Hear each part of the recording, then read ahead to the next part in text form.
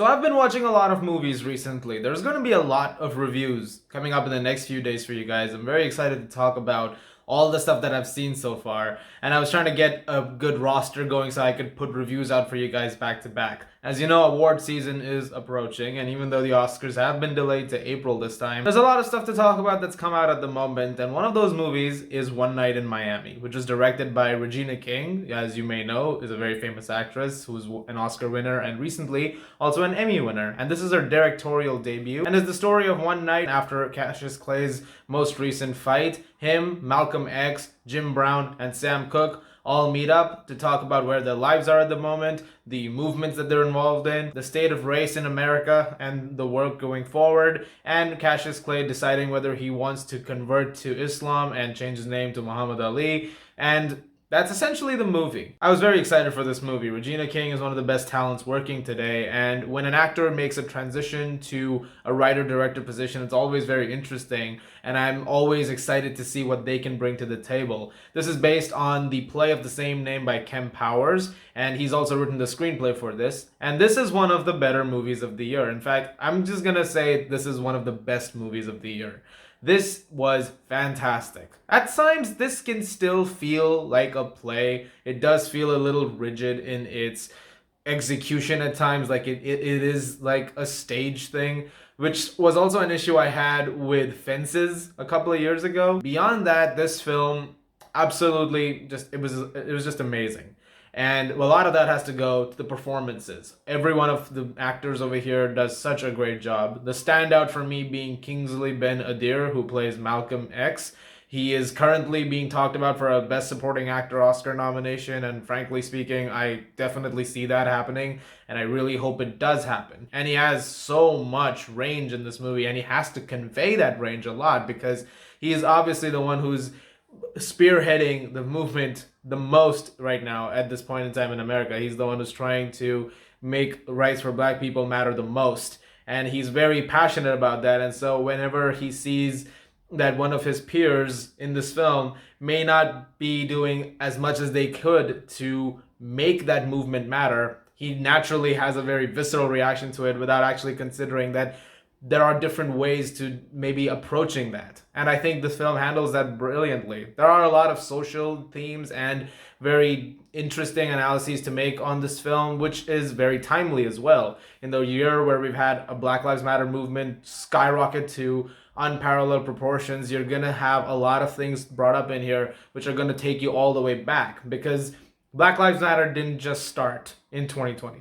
It's been going on for a very long time. And the film approaches that subject matter very much like a finger on the pulse sort of a thing. Very much like Spike Lee did it earlier this year with Da 5 Bloods as well.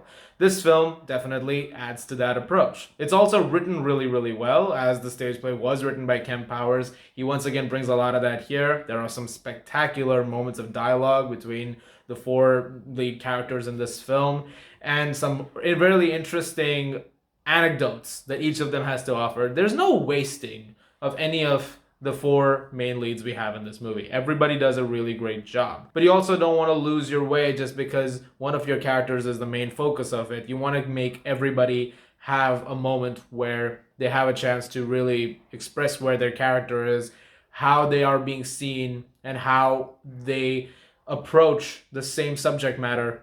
That all four different approaches to it, basically. And I really love the fact that the film highlighted that and handled that in the way that it did. It's also beautifully shot and edited. It has a wonderful soundtrack as well. As I'm sure you would expect, it was composed by Terrence Blanchard, and he did a great job. Once again, he's been having a pretty great year with Da 5 Bloods also, and also with Perry Mason on HBO, which if you haven't seen is actually pretty good. He's had a hell of a year. So yeah, this is definitely a composer that you should be looking into a lot more if you weren't already from stuff like Black Klansman before.